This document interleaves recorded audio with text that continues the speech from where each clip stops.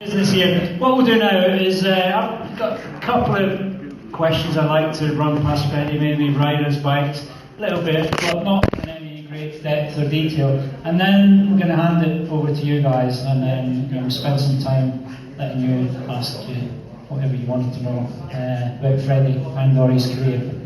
Thank you. Freddie, I mean, Brits and everyone in this room has heard, knows of Barry Sheehan, and I don't think anyone would hate him, but you're either a fan or not a fan. Barry was amazing. He put motorcycle racing on the map, and very influential. I got to know him well. He was great, only ever helpful, kind, and great ambassador. And I saw him all the way up to the end of his career, even when he was racing classic bikes, enthusiastic and as fast as ever. And I know you and him became friends, and he's huge respect for you.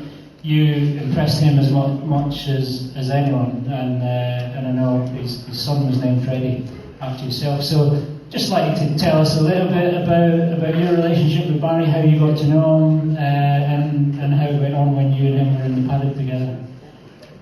My first memory of Barry was when I came over for that first match race in 1980, and this is something I met his dad and his mom and Stephanie at first, and they were really nice. In fact, they had a motorhome, and they invited me in, and it was before I won both races that day. It was in the morning, and they were just really nice. And so after I won the first race at Brands Hatch that Good Friday in 1980, and I told the story about when I got on the podium, and the first person I saw was Igo, and I was 18 years old, and I was so excited to meet Agostini, Giacomo, and afterwards, Barry was the very first rider who told me, "Good job, you're a man." And then a few years later, because I didn't race, I went to Zolder, the Belgian Grand Prix in July. It was a couple years later when we raced that very first Grand Prix with HRC in '82 at Argentina. And Barry was right there with Kenny and I. And actually, I should say I was right there with Barry and Kenny, battling, and with about 6 laps to go, I thought there was a chance I could win the race, which you look back on it, and that would have been, finishing third was incredible. But can you imagine the very first race we would have won the race? And what impressed me though was Barry. And, looking back specifically, that was the influence of our dirt tracking allowed, especially from that very first race with the 3-cylinder. And I knew what I was doing with that bike, and I knew Kenny's experience, which of course helped him win the world championship and for dirt tracking. But Barry could ride with us, and he was a lot better rider than people think even realize. We went to the match races, and I never told this story, but we went to the match races a month later, and Barry and I were signing autographs. And I remember it was late in the day on Friday. We were at Brands Hatch, and I had crashed. The throttle had stuck on my 3-cylinder, and so we were sitting there. And all Barry said, he leaned over to me and he said, "We won't leave until the last person leaves." Right? And I said, "Yes, absolutely." And it was such a valuable lesson in character, in understanding. And yes, he was a showman. Yes, he did all these things. But like Neil, the thing you liked about him was his sincerity, right? And he was just a really sincere person. And of course, later that season, when I won my first Grand Prix in Belgium, and I got down to the bottom of the hill, and I went to turn around, and there's a picture of me. I made it through the entire Grand Prix, win the race, and I crashed coming into the pit. I turned, and it was on a slope, and anyway, people running, and so the person who picked me up was Barry, and the look on his face, he hugs me, he was so happy. He got second, and he was just so happy. He was on the podium, and anyway, it was just that was the person he was, and those are my memories of him. And he was always like that. Of course, when I won the World Championship, I'll never forget coming down the last corner at Imola, and Kenny won the race, and I won, and Barry is on the track, and he's giving me a thumbs up. But anyway, it was just that type of person. And so, but the respect I had for him was those two things that he showed me. One is how fortunate we are to do what we do, which is true, and the other is he was really a good rider. Yeah, I had nothing but respect because he went through all the horrendous injuries. Yes, come back and put it Absolutely. on the line again, and success before and after. So it wasn't like he had an easy ride. And the disappointing thing for me, or for him, just the situation was, and I talked about this, but he went by me. It was on Wednesday at the '82 British Grand Prix, and he had gotten the V4. The four-cylinder Yamaha, and he took it to Harris, and he had him move the steering column back, which put more weight on the front. Which, when I told Irv after watching Kenny and Salzburg ring, that if they ever get that bike stable, they're in trouble, and because it just would head shake, because Kenny liked the engine so far back in the chassis. Anyway, Barry knew that. As soon as he got that bike, he moved that steering head back. I watched him.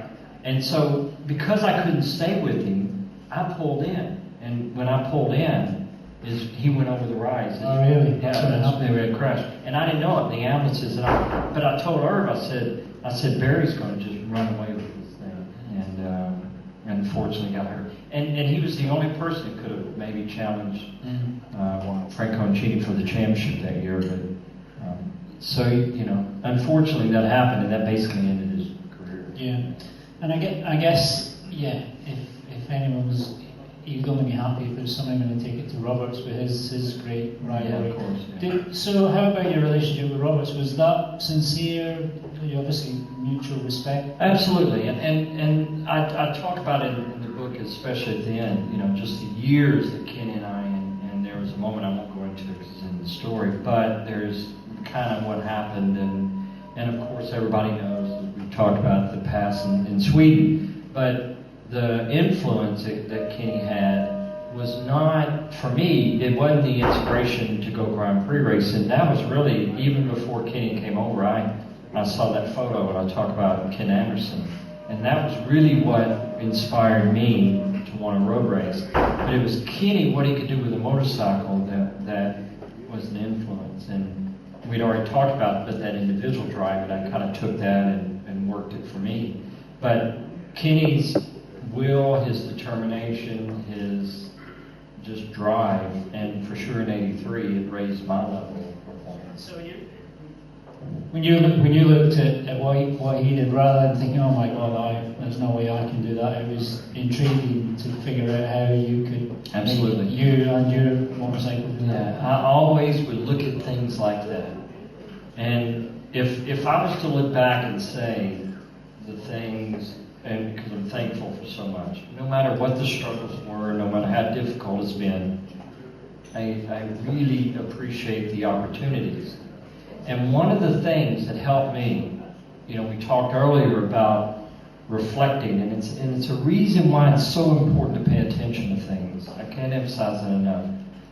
Because you never know when those little glimpses come and opportunities come. But it's the fact of recognizing those little moments that gave me the chance to do it. And of course, then you walk through the door, and then you do these things, and you have ability and things. And I say a little thing at the end that I said on a stage with Kenny and I, where I kind of say that, I say it in front of everyone. It was kind of in that moment where our relationship changed a little bit. Because I don't think he truly understood what it meant to me for the two of us to compete. Yeah. I think he would agree with that. Yes. Yeah.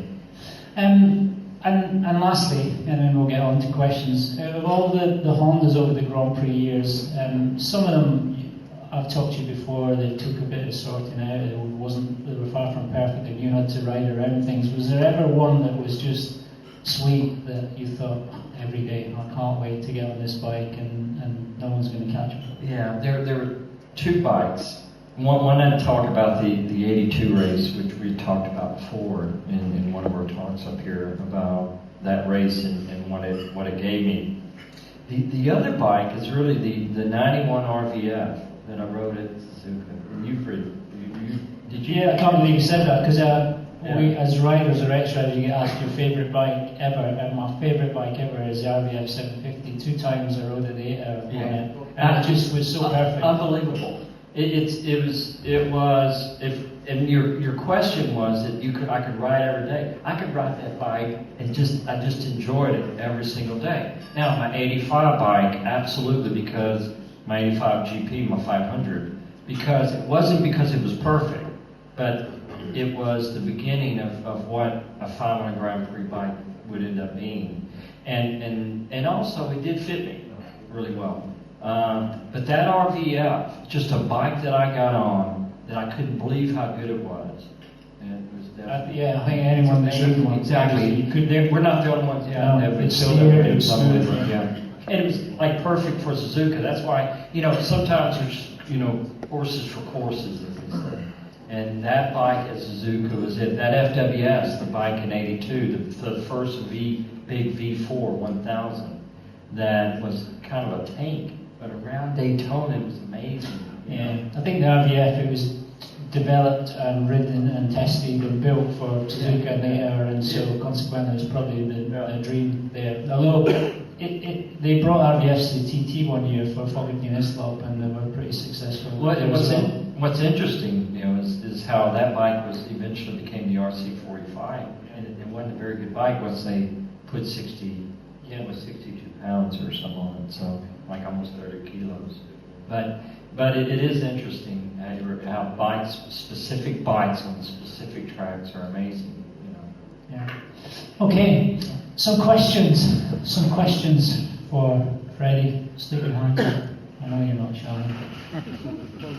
Questions you've always wanted to ask Freddie Spencer. Yes, sir. Freddie, yes. What was the story behind you used to ride number 8 and you went to 19? Who gave up 19? Yes, how I got to 19 was my brother was always number 18, and for years dirt track, and I was 17. And then when my brother stopped racing, and I decided, or when I turned professional, 19 or 17 wasn't available. I was number 7. And so then the next year, I had number 8. And there really wasn't anything specific about that at the time. And it was like in the Grand Prix when I first came over, you were given a number. You really didn't have a lot of, especially your first year. But when I had the chance, or in 1981, 19, and the reason why is because it was one number different from my brother. 17 wasn't available, and that's the simple reason. I was 19, and it was again kind of a respect thing for my brother. Freddie, Yes. how do you rate Maverick Vignoles against Marquez? Okay, I think that everybody's waiting to see that battle. It's never happened yet, has it? No. And the reason why I'm looking forward to it is because they're completely different. Now, from what I understand, they race against each other when they're younger. And some people say, and I've had a couple of my guys I know, racers, one MotoGP racer, raced with them when they were younger. And it was kind of known that Maverick was really, most people consider really gifted. But isn't it interesting how past happened? Mark with the Asmora and then the Repsol, it just kind of fell in place for him. And I understand that, Pat, too. It's kind of very similar. Maverick, a little different. What I see in Maverick, kind of knowing that, you can kind of see that determination. He really, really wants to beat Mark. And it was interesting. I was watching the other day. It was I believe it was in qualifying, and it was after Mark was sitting there. Maverick goes to walk by, and Mark's you can see he's going to say hello. Maverick doesn't even acknowledge him. Is pressure getting in Maverick? What The now? last race, did pressure get him up? Well, this is what's interesting about that. If you watch how he reacted with Valentino on Saturday, everybody seen that? Yeah, what was that? And you know, I was very proud of Valentino because probably from 2 years ago, he doesn't want any of that. You know, it's just he's going out doing his job, and it's really great to see. Same thing that happened in the race with Zarco, but Maverick, that was very strange to me. And then he had the crash in the race. Now the crash in the race is weekend show. It was easy to lose the front. I think it was first show on Saturday with the big temperature changes. The Michelins are very sensitive to that. They've always been that way. So, you know, we'll see. Next race. But it's also maybe a valuable lesson, too. I mean, everything's gone perfect pretty much for him. I talk about my own story, that crash at Old Park in the second race on Monday taught me a lesson, and I got better because of it. And so Maverick, he's kind of got that out of the way, and maybe he was starting to feel a little bit of expectation, pressure, and when's the shoe going to drop? So we'll see. But I tell you what, I think it's going to be fascinating because the Yamaha and the Honda completely different characteristics, and I'm interested to see their riding styles because I said this in the off season. I'm doing a little show, a little 10-minute segment I'm doing on one of the websites. I said that they could really raise the level and push each other, and that might be, leave some people behind a little bit. So anyway, it'll be interesting to see. Like everyone in this room wants to see him have a battle, don't they? Yeah, for sure.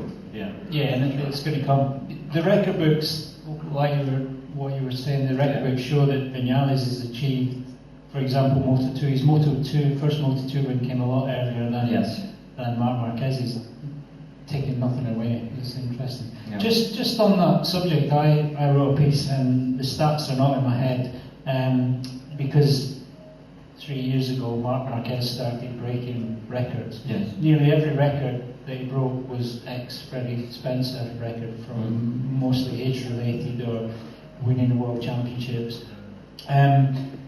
So at the time you were really young doing what you were doing, but the stats will show Marc Marquez was hundreds of Grand Prix, where you were like 8 Grand Prix in before you won your first major class title. Back in the day, were you aware that you were so young and these guys were a lot older and you just were so much further advanced than they were for your age? The thing is, at that time, it was not uncommon for not to have a lot of experience. So, you're right. When in that first Grand Prix that I almost won in Argentina, it was only my 3rd Grand Prix ever. And it was Honda's very first Grand Prix. And so sometimes when you don't know any different. But it certainly helps nowadays because you get so much experience so early before they get to the MotoGP class, and that helps. It's just the way it is. Gentlemen, yeah. I remember you coming over in the 70s to Brands Hatch when you first came over for the transatlantic meetings. I remember Niall as well when he was racing as well. Do you think we should have the Americans over again to do the Easter Series? Yeah. Schober and Dan Chivington and all the others. Well, they've talked about it. I know there's been talk about it, about doing it again, and I think it's great. It gave me the chance to.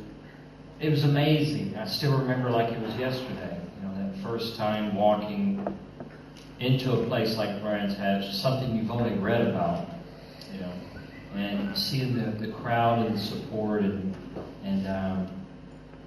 I think one of the things that has certainly affected it is the lack of people from new generation of racers in the United States and the opportunity that brings. And so until that changes, where there's an interest in being able to compete at the same level, it'd be difficult. I think the late 70s or mid 80s now, in the paddock, it was so much different than what it is now. you know, we used to go into Keynesian afterwards at Brands Hatch. Sure. We used to have a laugh and a joke with Grant Sure. and all the other lads. Yeah. Well, I know who he was. yeah. Well, that's one of the things that I talk about. That's so important about the classic scene and the opportunity that it gets, and because we started off tonight talking about, you know, why I wrote this book, and one of the things that I cherish is the opportunities through motorcycling and in the motorcycle community around people who are all passionate about it and who care about it. And that is such an important thing. And so one of the things inside the fence in Grand Prix racing today is it's such a closed world, and it's so difficult to make that connection, or for people outside, younger people, to be able to relate to that. And it's something that just happens, you know, the evolution of the sport, the professionalism of the sport, the amount of money involved. And so just the business side of it. And that has certainly changed. And again, it's one of the things that I think you see in France. You know, we just had a classic event 2 weeks ago in the Sunny Rock Classic, and you know, it's 20,000 people there in a day, and like at Montlejean, 30,000, but they can come in and it's not just older generations; it's people of all generations. You know, so they just love motorcycling, and there's no way it would ever probably go back to that like it was, where people were shaking my motorhome, and every weekend they would steal the license plate off the back of it. Still got it? Yeah, in the middle of the night, yeah. And then they would climb up on top of the motorhome. I have Mr. Williams, who is featured in the book with me, and a person who's been in my life off and on for years. But Mr. Williams, one morning he gets up, we're at the French Grand Prix, and he goes, Freddie, you sleeping okay? And I go, yeah, Mr. Williams, why? He said, are you getting up? And I said, I'm not getting up. You're getting up all night long. And he goes, no, I'm sleeping just fine. I said, well, why is the motorhome moving all night? And come to find out, people were climbing up on the all night long up and down the motorhome. So I had a driver at the time, Audrey, and Audrey, we'd tell him, and he's Dutch, you know. And I go, Audrey, you know, I was kind of making a joke. I said, listen, you're going to have to, I'm not getting any sleep. Mr. Williams isn't getting any sleep, right, Mr. Williams? No, Freddie, we're not getting any sleep. He said, well, what do you want me to do? I said, well, it's Saturday night. You're going to have to sleep out in the back of behind the motorhome so we can get some sleep. And he looks at me and he leaves. And I go, Mr. Williams, I said, he didn't laugh or anything. So he comes in about 15 minutes later and he takes me around the back, and he'd taken barbed wire and put it on the fence. I said, I don't have to now. I said, I was just kidding, Audrey. I can imagine some kid, you know, hanging on the thing. I was just joking. Get that down. That's all I would need is a press guy to take a picture of that, you know. But anyway, yeah, those days were great. They would stand outside the motorhome, they would chant and chant and chant and go out. You know, it was really good. But it's just not that way today, and a lot of that is just the way it's restricted, you know.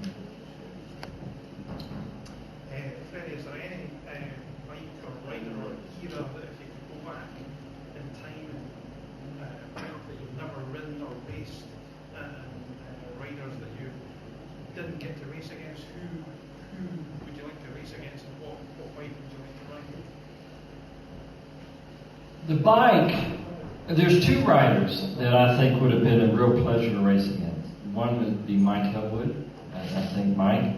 And the reason why I say Mike, for this reason, is one of the things talking about 2013 that was important to me was when Mark broke the first two records, which were qualifying in the race win in April of 13, April 22nd at Austin, is when I did get to meet him, and so I wanted to tell him good job, because when I met Mike during those match races in 1980, when I hadn't done anything and people were starting kind of comparing me already, and I apologized to him because I hadn't done anything.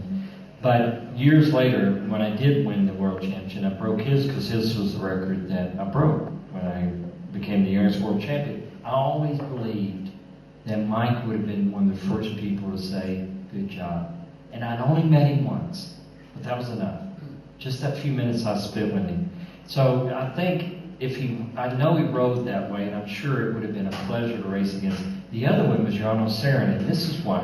In the book, I talk about in the very beginning about what I felt after I won those 2 races, that Mugello, and I sensed that there was more I was supposed to understand. And the reason why I said that is it is not a reflection on how much that day meant, because that day meant everything to me. The chance that was to win those 2 races, but it shows that there's always more if you're winning.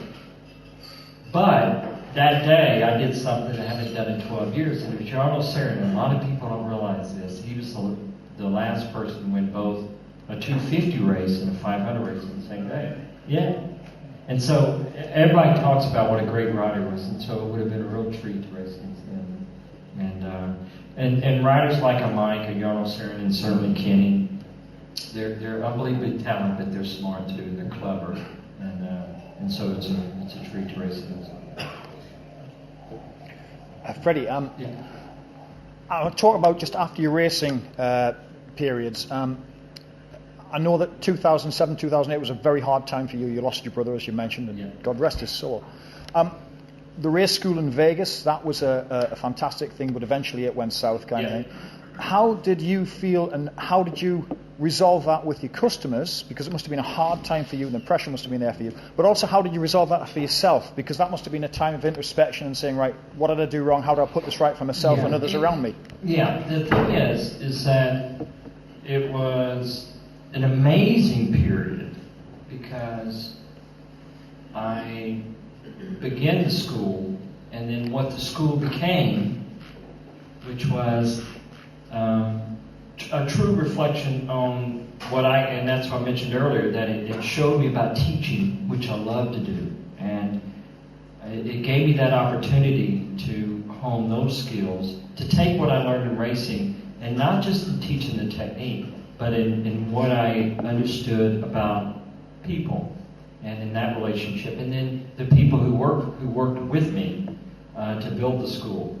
And so when that all was coming to an end, it was something that I had, talking about sensing things, as I mentioned in the book.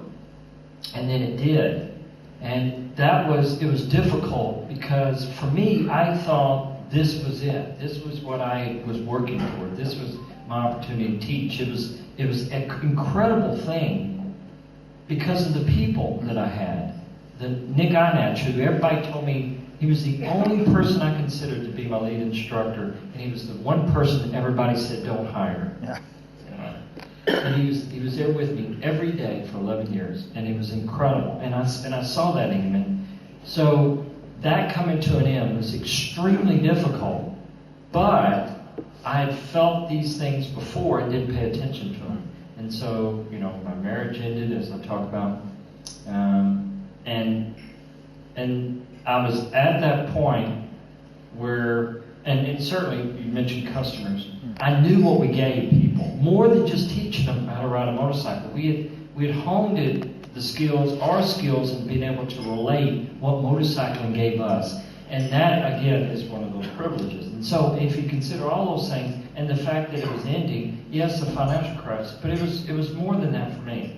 So that's why I moved forward from that, and it became, what else am I supposed to do? And that is what started giving me that perspective that you talked about earlier, about when I started truly recognizing all these things that had happened in my life, getting to Mr. Honda's house from a kid who just saw a photo when I was 6 years old in a Honda dealership in Shreveport, Louisiana, where they didn't even know what a road racer was, And so, all of those things started kind of falling in place. And so, in many ways, we get choices. That is the challenge, right? How many times do you look back on something and you go, it seemed like I should have done that, but I just didn't want to get out of that comfort zone and take that risk. And I've been there both ways, and I paid attention to those moments and didn't. And this was one of those times, instead of looking at it as a negative, I turned that around and ended up being where I began to understand things. And so it was difficult. My brother, I talk about it in the book, the last moment I had with my brother, and if I had that moment again, what I would do a little differently, give him a hug. Thank you. This is the first year, I think, from the 70s or maybe even beyond. We haven't got an American rider in the MotoGP paddock. We understand that the AMA Championship's not quite what it was, but do you think if an American rider was hungry enough, was prepared to take chances, was prepared to commit, and they had enough desire, then they could come and make it happen, or is it a big job, or is it impossible? Well, it's opportunity. It's also getting the experience and having people believe in you. And I know I had that. And also I came along, timing is everything. When I first did my first road race, there was no road race amateur real series. Daytona was the only amateur championship there was. There was one race on Wednesday of Speed Week in March. But just within a few years, and all these things, all these club races started happening, organized events, and so you can get some experience.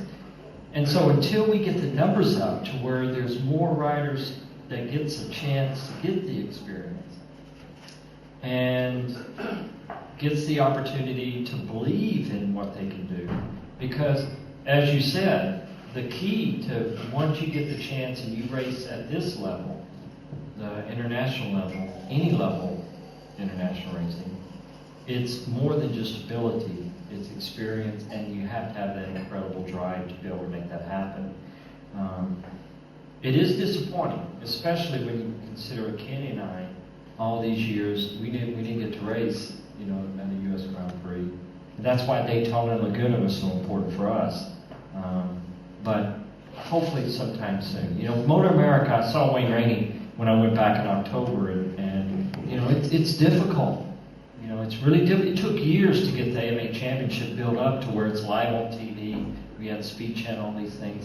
But overnight, And it's difficult when there's guys like yourselves in Europe, then the younger riders can see that it's possible. When there's no one there, there's no one to aim for. Yeah, you hope with that, and you hope, they're doing the smaller classes, and I think it'll come around. But one of the things is a lot of the talented riders, and again, motorcycling in the United States is it's not, especially the racing, it's considering the amount of people, it's very small. So most of the younger talented riders, they go supercross. Where there is prospects, and exactly. There is the opportunities, and that's what gets all. Are there any standout riders that you can see in the States that could cut it? Do you think, or is it needs some work? Yeah, it definitely. There's some younger riders, but I haven't really seen any stand out. More questions? Freddie, Yep. did you ever see anybody doing the double? Is that remotely possible? Great question. Yeah, a couple of years ago, I think for sure it was at the end of 2014, there was talk about Mark they would have to change the rule, like they kind of did for him coming into the 13th. They lowered the age limit, or they took away the fact that you had to be a certain age to begin. The tribes, you couldn't be a rookie and go straight into faculty. Just adjusted that. That's what it was. So, at the end of 14, they were talking about, and Mark and I talked about this, so that's how I know. And he said, I considered it about one day. And I said, no, that's okay. And they had asked Valentino going into the last season of 500s in 01. And he said the same thing. So, could someone do it? Of course. I did it. It's possible. Anything's possible. It would have to be the right situation. I know the huge difference between a Moto2 bike and a MotoGP bike with electronics and things. is obviously greater than the difference between these two bikes, and so that would have to be a consideration. But you have a Mark or Johan, the young rider, who has won that championship. So. Did you not find a massive difference between the 500 and the 250? Oh, sure, it was a big difference. It was a big difference, and again, that's why race wins. You know, if you look in the modern era or even before, because really the modern era really began when Honda got involved in '82. So, but you see the difference in performance, and that's what always been difficult. Different than, let's say, like when someone win the 350 or 500 in the 60s. The thing is, a lot of times the chassis and the bike was basically the same, just displacement, or the 250 and 350, like Cork Valentin won in 78 and 79. Freddie, even though he's leading the championship, do you think Rossi's past his best?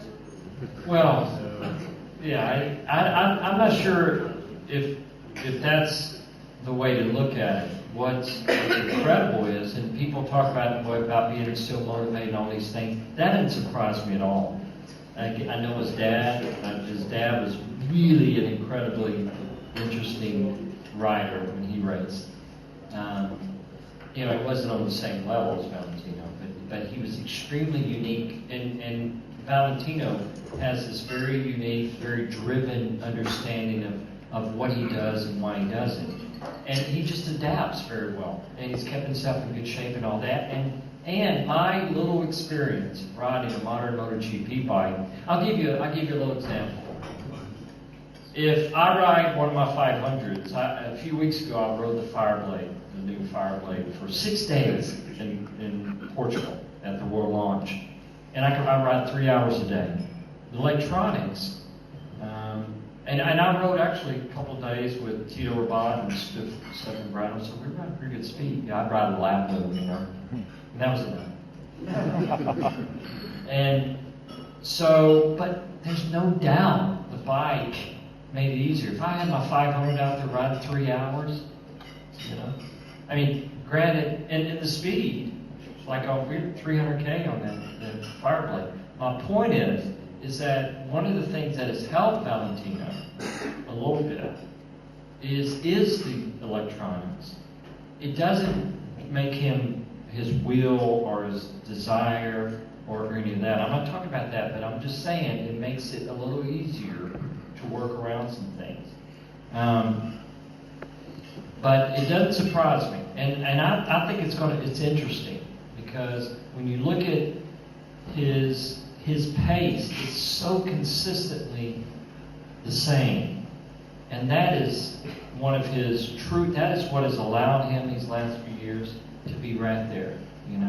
You look at the race pace of the bikes compared to, I glanced at it like in the last race. And granted, the track was bumpier, and there were some other issues, but that helps him too. Is the fact that the pace is staying pretty consistent every year, and so I look at it like that standpoint. It's just amazing what he's doing, and it's great for the sport, and I know everybody's enjoying it. I think enjoy Valentino Rossi, because he's an icon, a legend, and he's still doing his stuff. Yeah, but it's not going to last forever, so you have to enjoy every lap. Absolutely. Okay. One more question. Freddie, yeah, put the perfect day, the perfect bike, the perfect circuit, what would it be? Perfect bike, perfect circuit. Yes. My 85 500 at Spa. Tomorrow, preferably no rain. You're good in the rain. Well, I said preferably. As long as I had some good tires. If it was raining, instead of the modern Bridgestone rain tires, would be just fine. A couple sets of VO2s, which is their tire. All day, I'd be in heaven on earth. Roger, I saw you with your hand up.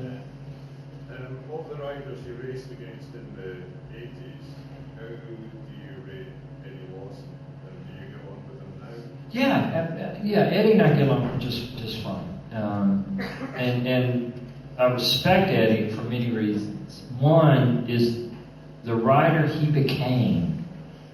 He wasn't the first time I raced against him in '79 at Sears Point, and I beat him. It was his track. I went there, wanted to race against him. I went there and I ran away, just beat him pretty good. But by 1980, and when I didn't sign the Kawasaki contract, that was the perfect thing for Eddie. Perfect team for him. And low key, that bike was incredible. And let me tell you, I thought about that a few times in 1980 as it was blowing up and throwing me off and stuff. But that was when he really, I think, started believing what he could do. And he just got better, And by the time, he's in the 80s, he's just a really great rider. And Eddie and I didn't have many battles, actually. Head-to-head battles. We had a great race in Superbike in Seattle in 1981. And he beat me. The one that's in the video. Yeah, the video. And I still to this day don't know how he got by me on the outside of the dirt. Because there was no room. I thought I had to. It's one of those things where I had to race one, And then he comes by me on the outside. And we laugh about it because he said the only reason why that I went by you and I didn't roll off was there was a pothole and I knew if I rolled off I'd probably crash. He goes, I didn't intend to do that. I go, I think Kenny Roberts said something similar about Anderstorp in 1983. He doesn't know how you got past it. Yeah. I talk about that in detail in the book about that whole lapse and Kenny and I said something what I was thinking. That's what I want to do in the book is not, the technical side is one thing, but not so much that, but where you really what I was thinking about. And one of the things I was thinking about those first few laps in the Swedish Grand Prix in Anderstorp that I never said before was Kenny sandbagged me because in qualifying I was so much quicker than him. And then we got in the race, and we're running at the pace I qualified at, and I could barely stay with him. And that was perfect, He sandbagged me perfectly. And so then it took me the rest of the race to try to figure out how I was going to beat him. And then when that happened, he wasn't too happy with that. Okay. One more. Yes. I have to ask. Neil, this is kind of for you as well as Freddie. You've been teammates together. You've raced in the same races.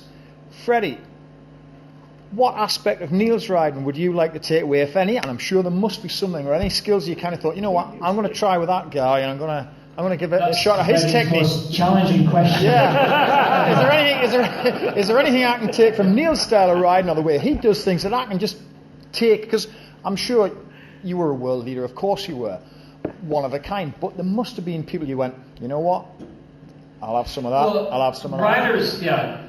Riders all had different qualities. And the thing is, with Neil, and it is true, when we had a couple where we rode together in a race and we were running together. One was in Belgium, remember that? In Belgium. And but Neil was very efficient, and it was like his personality, very precise, and I respect that. And I probably never. Actually, it's a good question because I've never had a chance to actually say this.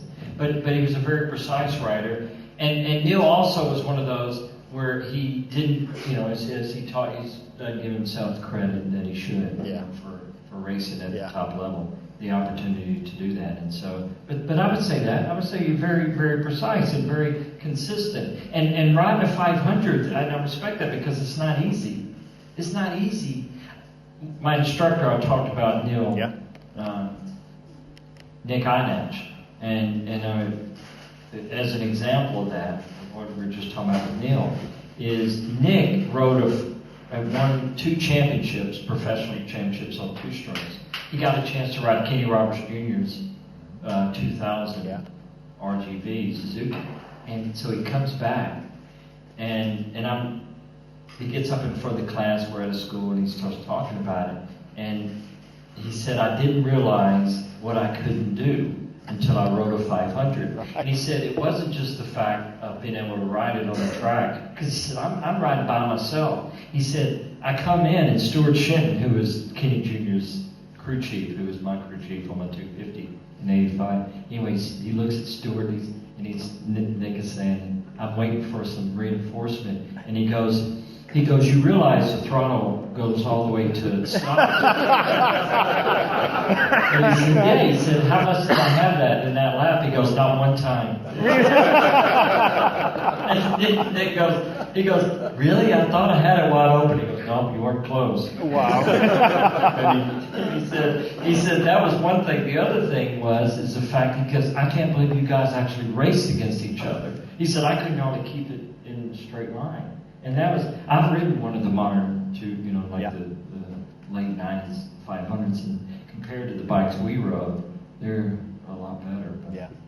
Yeah, the difference between certainly the Brits and the Americans and the Australians, that I could go fast sometimes, but I didn't always understand why I was going fast. But these guys, and the background was definitely the key, the flat track, dirt track background. When tyres were going off or changing, it was like the track was changing. The track's obviously not changing, but the tyres and the feel is. And so they'd adapt their riding styles. And I kind of knew what was going on, but I still wasn't doing the flat track thing, although I did go to California a couple of times and it helped. But they had just come with that built-in feel as kids. As Marquez still pushes the flat track, dirt track thing. Rossi's got his ranch now because it works, and it's still working no matter what electronics you've got. And back then, if I had sussed it out or figured it out, then I would have done even more. I can kind of actually ride okay now. Flat tracking and dirt tracking. It's almost a science now, isn't it? But I mean, as I mentioned to you earlier, Freddie, I was reading a thing way back, which still sticks in my mind, which was Kenny Roberts talking about you passing him, and he actually said he was leaving a black line from the back, and you were spinning the back wheel, but you went past him, leaving black marks from the front and the rear tyres, and he said, that man can ride. Now, if Kenny Roberts can say that about you, that's pretty high praise indeed. But it was at that point, I thought many years ago, reading that, I think it was in Performance Bikes or something like that, I thought, yeah, this is now becoming a science, surely. When people are pushing the limits like that, this is now, it's way up there. Well, the thing is that, that was just something I did in my yard. Is I would do that on my little dirt bikes, and all I did was just take that skill, and in an environment with less movement, which, Grand Prix bike, this wouldn't slide near as much as dirt bikes, but I could anticipate it. And that is as much as anything, is knowing it, anticipating it's going to happen. And then you can, for example, a very simple thing, but a very basic thing that you got to understand if you're going to drift both tires is you got to have the bike in the right angle. If it's this direction, the corner's this way, no. Yeah. But if you get it turned and it's driving this direction, I'm using then the throttle to manipulate the situation and drive both wheels this direction. But I understood real fundamental things about, I couldn't ask the front to have to turn so much and put the bike in that position. That is the relationship that I had in mind for me with the motorcycle, understanding I was always trying to figure out how I could put the bike in a better position so it could do its job, which would help me. Yeah. Thank you. Okay, no one's rushing off, but I think I'm just going to wind things up a little bit. And important thing coming up is obviously the quiz answers, which is I know you're all came here for. But I'd just like to say I think I was starstruck in 1983. I'm still an enormous fan and privileged, and I think we all are, that Freddie's come and joined us again in the Northeast. And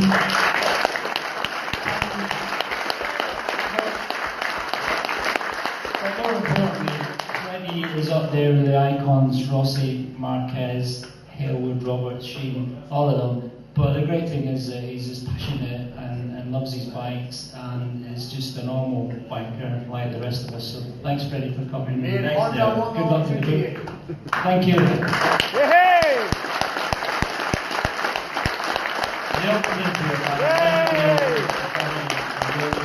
Thank you, everyone. I really appreciate it.